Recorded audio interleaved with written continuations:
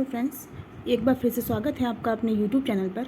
आज की इस वीडियो में हम लोग डिस्कस करने जा रहे हैं 3 फरवरी 2023 को सी-टेट पेपर 2 में आए हुए एसएसटी के क्वेश्चंस को। तो चलिए आज की वीडियो को स्टार्ट करते हैं। पहला कथन ये है, कथन है और कारण दिया है। कथन ये है कि आखिर तक खाद्य संग्राहक समुदाय के लोग एक जगह से दूसरी जगह पर घूमते रहते हैं। कारण ये है कि किसी इलाके में पौधे और जानवरों जैसे संसाधनों का खत्म होना संभव है। तो देखिए आखेटक क्या होते हैं, जो आखेट लगाते हैं यानी कि शिकार करते हैं। अब वो शिकार जानवरों का ही करेंगे और इसके साथ साथ केवल वो शिकार पे ही आश्रित नहीं होते हैं, वो वहाँ पर जो वनस्पति होती है, पेड़ पौधे से प्राप्त होने वाला भोजन है, उसको भी खाते हैं। साथ ही साथ इनकी विशेषता ये होती है कि ये एक स्थान से दूसरे स्थान पर जाते रहते हैं। जब वो किसी एक स्थान पर गए और वहाँ की जो भी वनस्पति है या जो भी शिकारी जो पशु हैं जिनका वो मांस खाते हैं, जब उनकी संख्या कम होने लगती है या फिर नहीं दिखते हैं, तब वो एक स्थान से दूसरे स्थान पर प्रस्थान करते हैं और फिर वहाँ कुछ देर रहते हैं। तो इस तरीके से खानाबदोश जीवन जो है वो व्यतीत करते हैं। तो कारण और कथन दोनों ही सही है। आखेटक क्या होते हैं, वो एक स्थान से दूसरे स्थान पर घूमते रहते हैं अपने खाद्य सामग्री के लिए। तो इस तरीके से किसी भी इलाके में पौधे और जानवरों जैसे जो संसाधन हैं उनका ख़त्म होना संभव है, क्योंकि जब वो एक ही स्थान पर कंटिन्यू रहेंगे तो वहाँ की जो भी वनस्पति हैं, जो भी शिकारी पशु हैं, उनका सबका ख़त्म होना संभव है। तो कारण सही है, कथन भी सही है और कारण जो है वो कथन की सही व्याख्या कर रहा है। तो ऑप्शन 1 आपका इसमें राइट आंसर है। नेक्स्ट क्वेश्चन को देखते हैं। अगला क्वेश्चन ये है कि ऊन, पेड़ों की छाल, कपास, पटुआ तथा सन को तैयार करने के कामों में विधवाओं, अक्षम महिलाओं, भिक्षुणियों, वृद्धा, वैश्याओं, राजा की अवकाश प्राप्त दासियां, सेविकाओं और अवकाश प्राप्त देवी दासियों को लगाया जा सकता है। यह कताई बुनाई कारखानों पर दिए निर्देश तत्व निम्नलिखित में किस ग्रंथ में वर्णित है। तो ये जो ग्रंथ है वो है आपका अर्थशास्त्र। और अर्थशास्त्र किसने लिखा था, इसके रचयिता कौन थे? तो इसके रचयिता थे चाणक्य और इनका नाम क्या है? तो इनका नाम कौटिल्य भी है। तो ध्यान रखिए दोनों ही नाम इन्हीं के हैं, चाणक्य या फिर कौटिल्य। मुद्रा राक्षस की बात करें, मुद्रा राक्षस किसकी है? तो विशाखा दत्त की है। राजतरंगिणी किसकी है? राजतरंगिणी आपकी कलहर की है, कलहर। और जी आपकी ये जो 4th नंबर पे है कि बृहत कथा मंजरी। तो बृहत कथा मंजरी जो है उसको भी ध्यान रखिए, ये आपकी है महाकवि क्षेमेंद्र की। महाकवि क्षेमेंद्र ने बृहत कथा मंजरी की रचना की। अर्थशास्त्र की रचना चाणक्य या कौटिल्य ने की। राजतरंगिणी कलहर की है और मुद्रा राक्षस जो है वो विशाखा दत्त की है। तो राइट आंसर इसका 3rd था। और चारों ही आंसर में जो भी किताबें हैं, पुस्तकें हैं, उनके भी रचयिता मैंने बता दिए। नेक्स्ट क्वेश्चन देखते हैं। 3rd नंबर का क्वेश्चन है, कथन 1 है कि 7वीं शताब्दी से शासकों ने बड़े मंदिरों का निर्माण करवा कर भी अपनी सत्ता और संसाधनों का प्रदर्शन करने का प्रयास किया। कथन है कि 10वीं और 11वीं शताब्दी के दौरान शासक एक दूसरे के राज्यों पर आक्रमण करते थे तो वे मंदिरों को अपना निशाना बनाते थे। तो कथन और कारण आपको बताने हैं, कौन सा इसमें राइट आंसर है।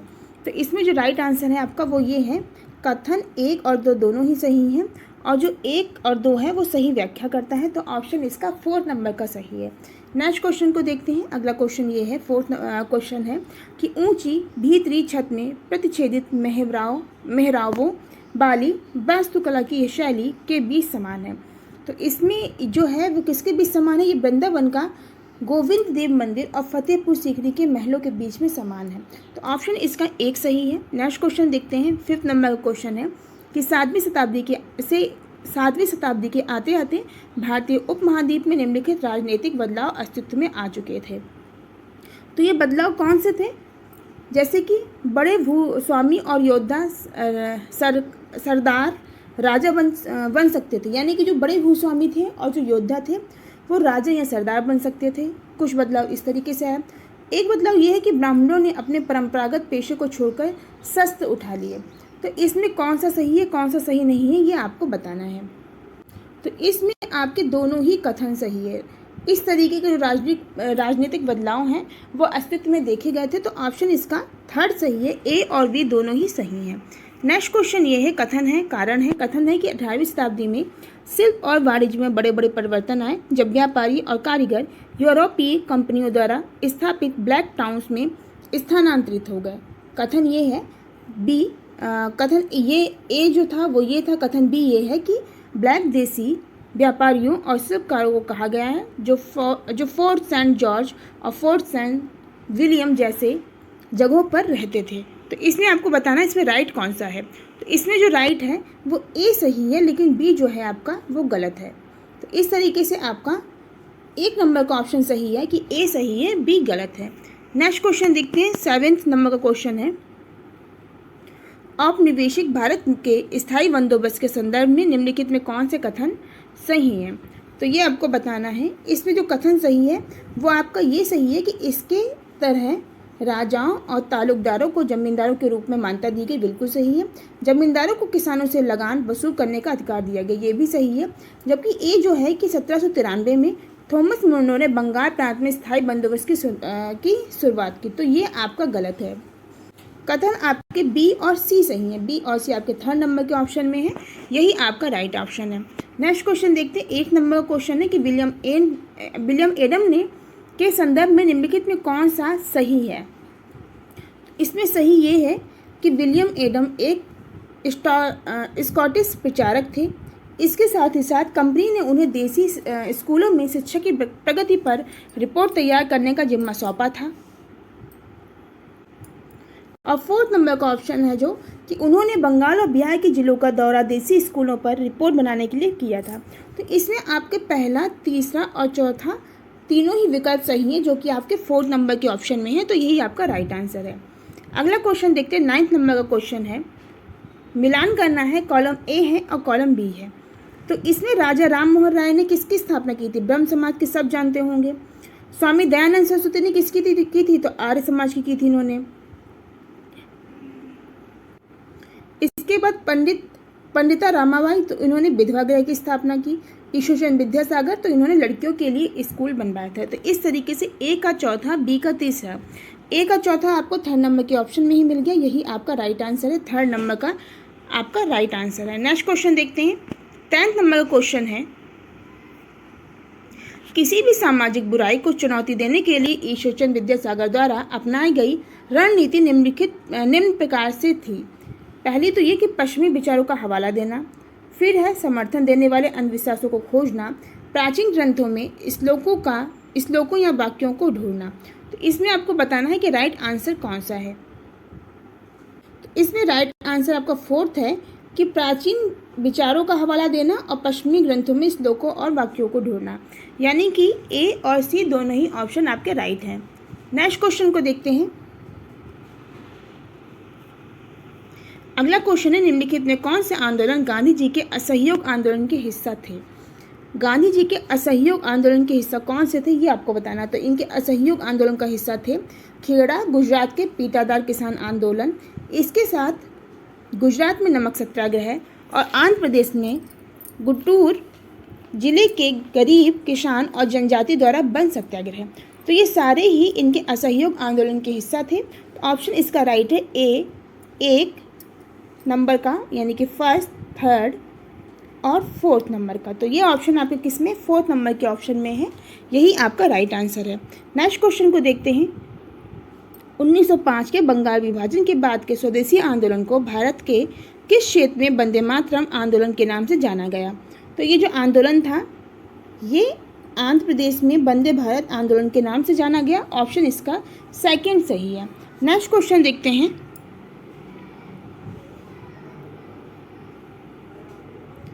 कथन बताने हैं, सही कथन का आपको बताना, इसमें सही कथन कौन सा है। कथन ये है कि 1950 में भारत सरकार ने आर्थिक विकास के लिए नीतियां बनाने और उनको लागू करने के लिए एक योजना आयोग का गठन किया। वी है कि 1956 में दूसरी पंचायती योजना तैयार की गई, जिसमें कृषि तथा उपभोक्ता वस्तु उद्योगों पर पर्याप्त जोर दिया गया। तो इसमें राइट ये है कि ए सही है, लेकिन जो बी है आपका वो गलत है। इस तरीके से आपका 3rd नंबर का ऑप्शन सही है कि ए सही है किंतु बी गलत है। नेक्स्ट क्वेश्चन को देखते हैं। 14 नंबर का क्वेश्चन है कि निम्नलिखित में से ज्योतिबाराव फुले पर कौन से कथन सही हैं। तो इसमें कथन ये सही है कि फुले ने ईसाई मिशनरी स्कूलों में पढ़ाई की थी, बिल्कुल सही है। फिर है कि उन्होंने ब्राह्मणों के श्रेष्ठ होने के दावों को खुलकर हमला किया था। उन्होंने कहा कि आर्य विदेशी थे। वह अपने समय के उपनिवेशवाद विरोधी राष्ट्रवाद के आलोचक थे। चारों ही विकल्प सही हैं, यानी कि आपका ए बी सी और डी राइट ऑप्शन है।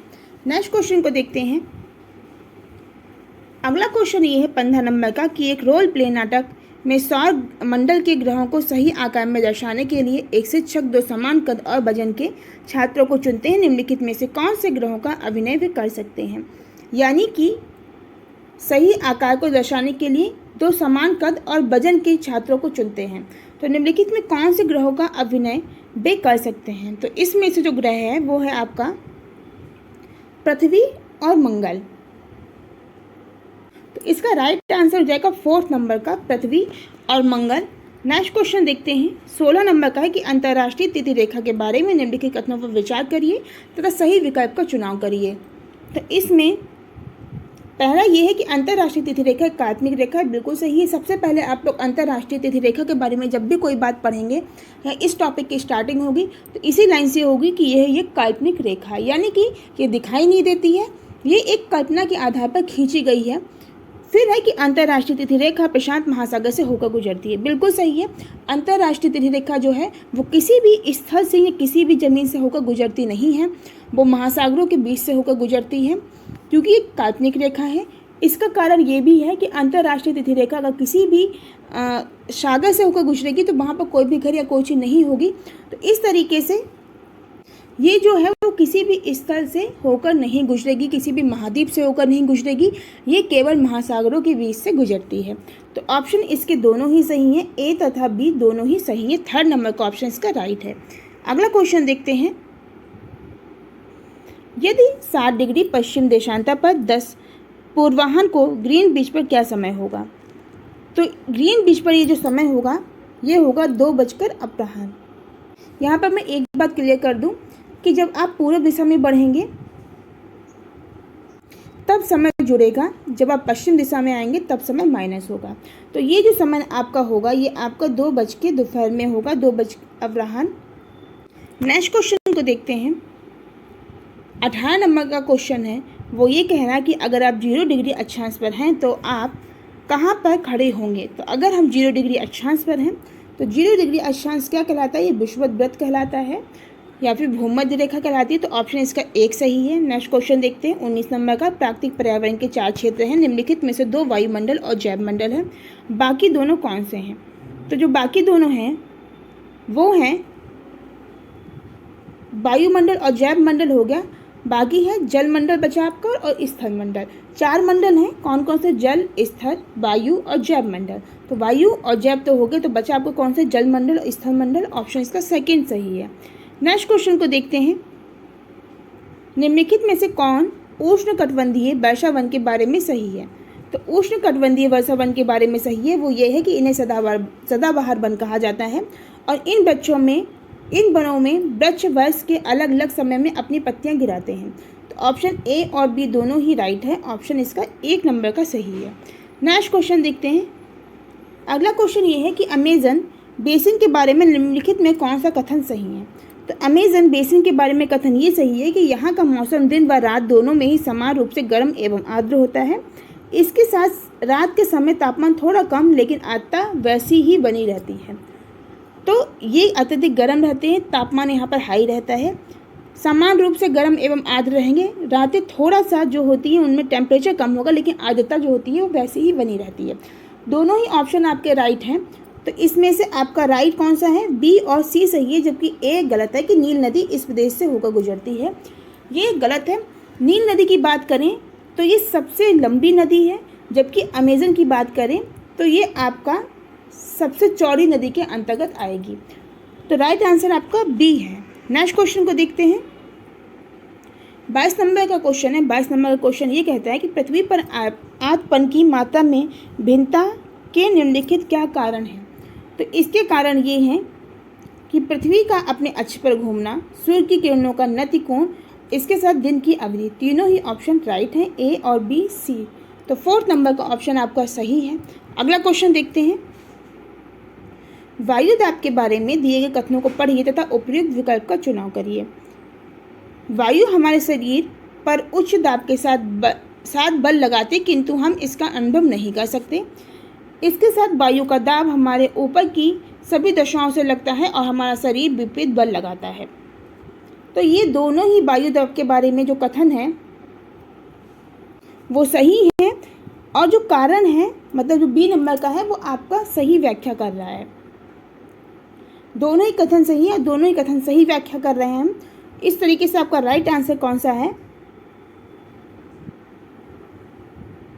राइट है आपका ए नंबर का कि ए तथा बी दोनों सही तथा बी सही व्याख्या है ए की। नेक्स्ट क्वेश्चन देखते हैं। 24 नंबर का क्वेश्चन है, निम्नलिखित कथनों पर विचार करिए।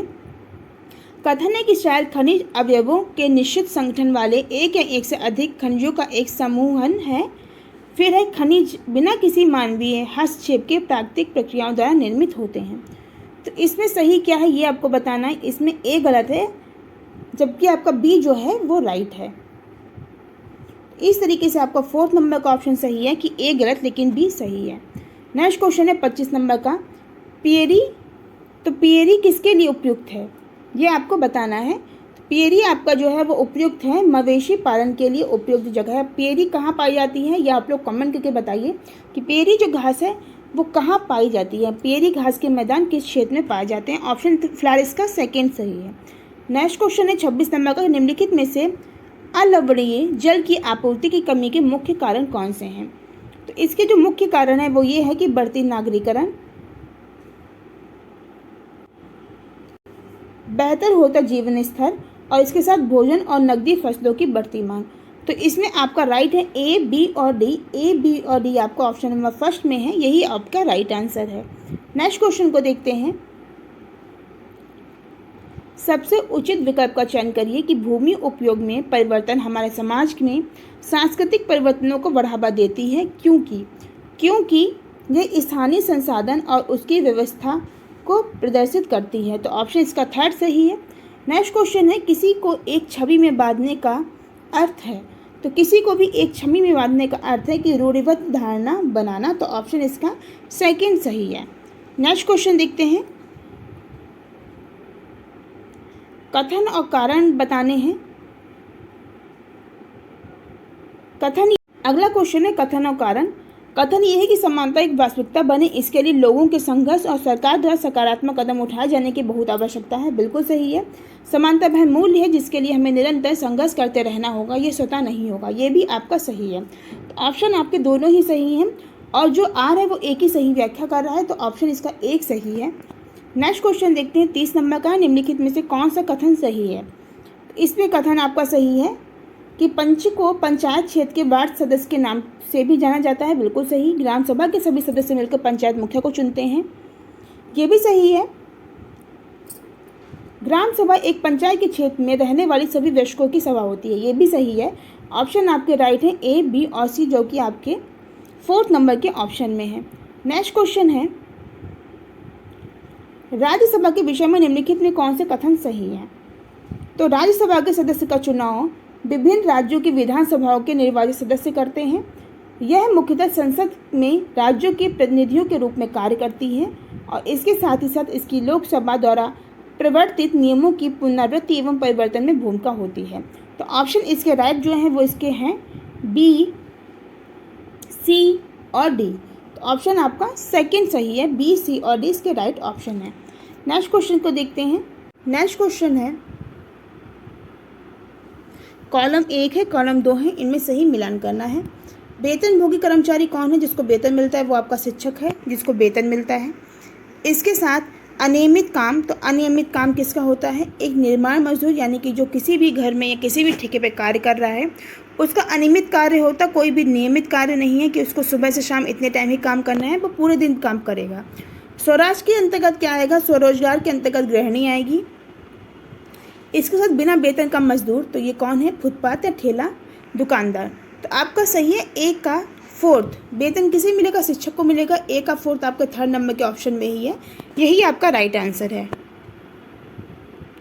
नेक्स्ट क्वेश्चन देखते हैं।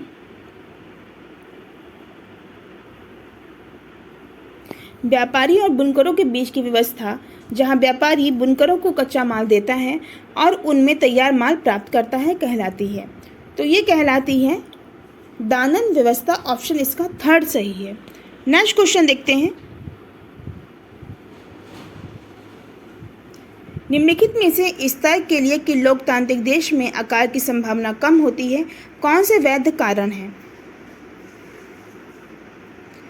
इसके वैध कारण हैं कि सरकार अगले चुनाव में हार के भय से शीघ्र प्रतिक्रिया देगी, विपक्ष भूख और भुखमरी की ओर ध्यान आकर्षित कर सकती है, स्वतंत्र प्रेस आकार से हो रहे कष्टों का रिपोर्ट बना सकती है। तो ऑप्शन इसके बी, सी और डी सही हैं, जो कि आपके 3rd नंबर के ऑप्शन में है।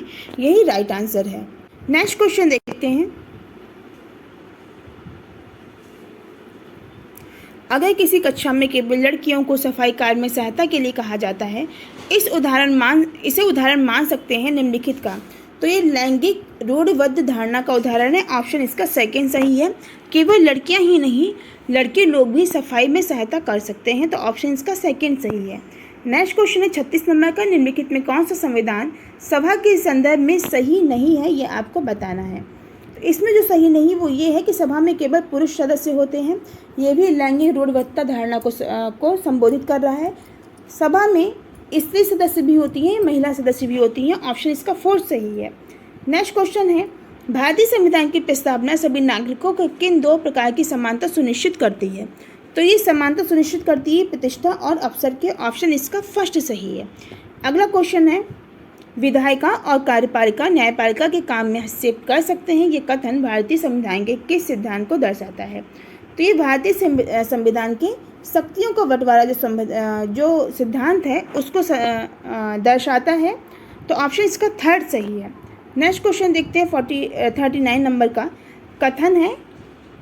कथन ए और बी को पढ़िए तथा उपयुक्त विकल्प का चयन करिए। कथन ए ये है कि भारतीय राज्य का कोई आधिकारिक धर्म नहीं है। बी है सरकारी नौकरियों में धार्मिक अल्पसंख्यकों के लिए आरक्षण का प्रावधान है। तो बताना है इसमें क्या सही है। तो इसमें ए सही है और बी जो है वो गलत है। तो ऑप्शन इसका 3rd सही है। नेक्स्ट क्वेश्चन देखते हैं। निम्नलिखित में कौन से कथन भोपाल गैस त्रासदी के संबंध में सही है, ये बताना है। तो भोपाल गैस त्रासदी के विषय में जो संबंधित है वो ये सही है कि जहरीली गैस के संपर्क में आने वाले अधिकांश लोग गरीब कामकाजी परिवार से थे। बिल्कुल सही है। मिथाइल आइसोसाइनेट का इसमें रिसाव हुआ था गैस का। इसमें कई लोग जो हैं वो मारे गए थे, जिसमें जो अधिकांश लोग थे वो काम काज करने वाले मजदूर थे जो कि गरीब परिवार से संबंधित थे। नेक्स्ट क्वेश्चन देखते हैं 41 नंबर का कि नागरिक शास्त्र की नामावली राजनीतिक विज्ञान किए जाने के लिए पीछे क्या दृष्टि है? यानी कि नागरिक शास्त्र की नामावली राजनीतिक विज्ञान किए जाने के पीछे क्या दृष्टि है? तो इसके पीछे ये दृष्टि है कि एक ऐसे सभ्य समाज की स्थापना करना जो अवगत, ग्रहणशील एवं उत्तरदायी हो। ऑप्शन इसका 3rd सही है। नेक्स्ट क्वेश्चन है, अगला क्वेश्चन ये कहता है सामाजिक विज्ञान की प्रकृति अतः विषय है क्योंकि। तो इसकी जो प्रकृति है वो अतः विषय है क्योंकि सामाजिक विज्ञान के मुद्दे सामाजिक विज्ञान के कोई एक विषय में सीमित नहीं हो सकते। ऑप्शन इसका बी सही है। नेक्स्ट क्वेश्चन देखते हैं। निम्नलिखित में कौन सा चार्ट एक प्रक्रिया के चरणों को प्रदर्शित करता है? तो ये जो चार्ट है वो है प्रवाह चार्ट। ऑप्शन इसका 4th सही है। नेक्स्ट क्वेश्चन देखते हैं। निम्नलिखित में कौन सा प्रारंभिक स्तर पर सामान्य तौर पर इस्तेमाल किए जाने वाला रचनावादी सामाजिक विज्ञान शिक्षण का तरीका है? तो ये तरीका है परियोजना कार्य, क्षेत्र कार्य और परिचर्चा। ऑप्शन इसका ए, सी और डी सही है। ए, सी, डी 3rd नंबर के ऑप्शन में है, यही राइट आंसर है। नेक्स्ट क्वेश्चन देखते हैं। अगला क्वेश्चन है निम्नलिखित 4 कार्यों पर ध्यान दें और उन कार्यों का चयन करें जो रचनावादी कक्षा में विषय योजना बनाने हेतु सर्वाधिक महत्वपूर्ण है।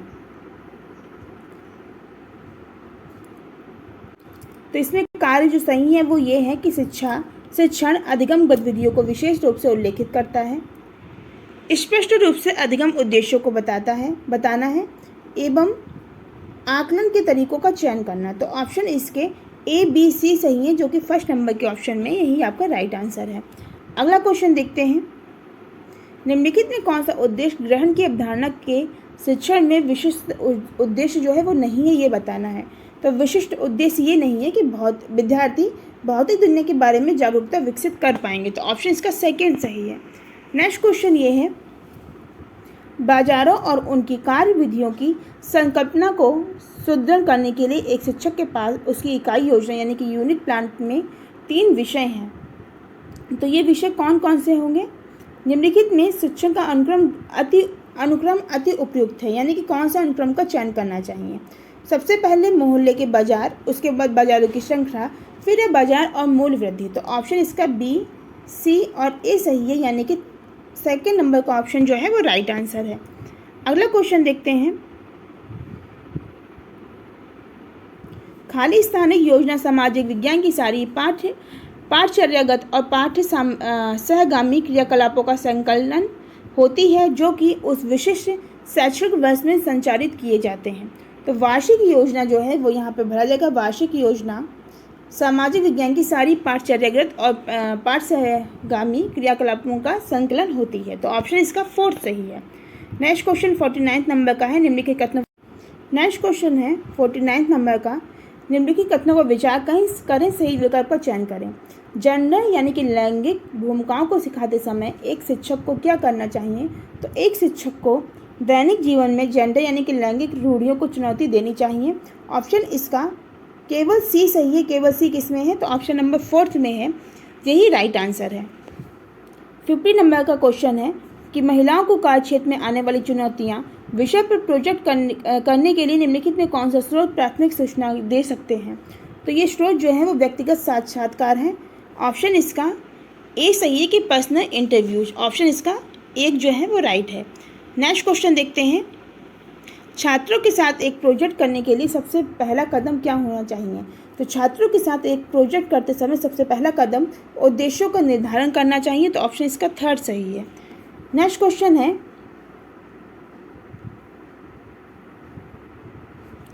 निम्नलिखित प्रश्न अधिगमकर्ता के विश्लेषण कौशल का आकलन करते हैं। तो इसमें जो राइट है वो ये है कि सहारा रेगिस्तान की जलवायु इतनी कठोर और गर्म है, तब भी वहाँ पर लोग भारी वस्त्र क्यों पहनते हैं? उपयुक्त कारणों व उदाहरणों के साथ चर्चा कीजिए। इसके साथ आज का सहारा रेगिस्तान एक समय में हरा भरा मैदान हुआ करता था। आप इस कथन की जांच कैसे करेंगे? तो ऑप्शन इसका बी और सी जो है वो राइट है। ये प्रश्न जो है वो अधिगमकर्ता के विश्लेषण कौशल का आकलन करेंगे। तो ऑप्शन इसका सेकेंड सही है। नेक्स्ट क्वेश्चन देखते हैं, एक सामाजिक विज्ञान शिक्षिका निम्नलिखित आकलन में कौन सा चुन सकती है अगर उन्हें यह समझना हो क्यों एक विद्यार्थी भूगोल में सफल नहीं है? तो इसके लिए सबसे जो अच्छा रहता है वो नैदानिक आकलन होता है। नैदानिक आकलन क्या होता है कि पहले बच्चे की कमियों को पता करना कि बच्चे की इस चीज़ में क्या कमी हो रही है, कहाँ पे कमी हो रही है, और फिर उसका निदान करना, उसका उपचार करना। तो नैदानिक आकलन के बाद उपचारात्मक आकलन आता है। तो ऑप्शन इसका थर्ड सही है। नेक्स्ट क्वेश्चन देखते हैं 54 नंबर का, सामाजिक और राजनीतिक जीवन विषय पढ़ाते समय कौन सा उपागमों को ध्यान में रखना चाहिए? निम्नलिखित 2 कथनों पर विचार कीजिए तथा सही विकल्प का चयन करिए। तो इसमें सही विकल्प जो है वो ये है कि उपर्युक्त में कोई भी विकल्प जो है वो राइट नहीं है। दोनों ही विकल्प जो है वो गलत हैं। इस तरीके से राइट आपको कौन सा है? 4 नंबर का है। 1 और 2 कोई भी नहीं है, दोनों ही गलत हैं। 55 क्या है? निम्नलिखित कथनों में कौन सा कथन प्रारंभिक स्कूल के विद्यार्थियों के लिए सामाजिक विज्ञान को प्रासंगिक बनाने में अति आवश्यक है? तो इसमें जो आवश्यक है वो ये है कि एक विश्लेषणात्मक मानस की बुनियाद रखने के लिए सामाजिक विज्ञान अपरिहार्य है। तो ऑप्शन इसका 4 सही है। नेक्स्ट क्वेश्चन देखते हैं, निम्नलिखित कथनों पर विचार करें, सही विकल्प का चयन करें। यूनिट योजना का विकास करने के लिए कथापरक उपागम उपयोगी है। अंतर्विषयक विषय वस्तु के अध्ययन के माध्यम से सामाजिक मामलों को बेहतर समझा जाता है। तो इसमें जो राइट है वो है ए और 2 दोनों सही है। ए और जो ए है वो आर की सही व्याख्या करता है। ऑप्शन इसका यानी कि ए की सही व्याख्या आर करता है। ऑप्शन इसका 1 नंबर का सही है। 57 नंबर का क्वेश्चन है, प्राकृतिक वनस्पति और वन्य जीवन के बारे में अनुभवात्मक रूप से पढ़ाने के लिए निम्नलिखित विधियों में कौन सी विधि एक श्रेष्ठ शिक्षा शास्त्रीय उपागम होगी? तो इसमें एक श्रेष्ठ शिक्षा शास्त्रीय उपागम जो होगी वो ये होगी कि विद्यार्थियों को प्रकृति भ्रमण के लिए ले जाना। मैंने बताया था ईवीएस में सबसे अच्छा रहता है प्रकृति भ्रमण पर ले जाना, तो ऑप्शन इसका फर्स्ट सही है। 58 नंबर का क्वेश्चन है, आपको क्यों लगता है कूड़े का निपटारा कच्ची बस्तियों में रहने वाले व्यक्तियों के लिए उपलब्ध नहीं है? यह प्रश्न प्रयास है छात्र की तर्क देने यानी कि विवेचना करने की क्षमता का आकलन। तो ऑप्शन इसका थर्ड नंबर का सही है। नेक्स्ट क्वेश्चन देखते हैं। एक विषय को पढ़ाने के बीच में शिक्षिका विद्यार्थियों में अवधारणात्मक दुविधाओं को जानने के लिए एक टेस्ट आयोजित करती है, वह किस प्रकार के आकलन का आयोजन कर रही है? तो ये जो आकलन है वो रचनात्मक आकलन है, ऑप्शन इसका थर्ड सही है। लास्ट क्वेश्चन है आज का, विविधता और भेदभाव विषय के पूरा होने के बाद शिक्षक टेस्ट में प्रदर्शन के निम्नलिखित स्तरों का पता लगाता है। तो ये जो स्तर हैं वो सबसे पहले ये होगा कि भेदभाव के विशिष्ट कृत्यों के लिए प्रारंभिक संवैधानिक प्रावधानों की ओर संकेत करने में समर्थ है। उसके बाद विविध परिस्थितियों में पूर्वाग्रह और भेदभाव को पहचानने में समर्थ है। फिर आपका आएगा कि रूढ़िबद्ध धारा बनाने और पूर्वाग्रह को परिभाषित करने में समर्थ है, यानी कि सी, ए और वी जो है वो सही क्रम है। तो ऑप्शन इसका थर्ड सही है, ऑप्शन इसका सही है, सी, ए, बी फोर्थ नंबर का सही है, यही राइट आंसर है। तो ये थी हमारी आज की वीडियो जिसमें हम लोगों ने 3 फरवरी को सी-टेट पेपर 2 में आई हुई एसएसटी के क्वेश्चंस को डिस्कस किया। आज की वीडियो में बस इतना ही। वीडियो पसंद आया तो वीडियो को लाइक करिए। जिन लोगों ने अभी तक हमारे चैनल को सब्सक्राइब नहीं किया वो चैनल को सब्सक्राइब कर दीजिए, बेल आइकन का बटन दबा दीजिए जिससे आगे आने वाली जो भी इंपॉर्टेंट वीडियोज़ हैं उनका नोटिफिकेशन आपको टाइम से मिल सके। इसके साथ ही अगर वीडियो पसंद आए तो अपने फ्रेंड्स के साथ में इसको शेयर करिए। मिलते हैं नेक्स्ट वीडियो में, तब तक अपना ख्याल रखिए, खुश रहिए। Thank you.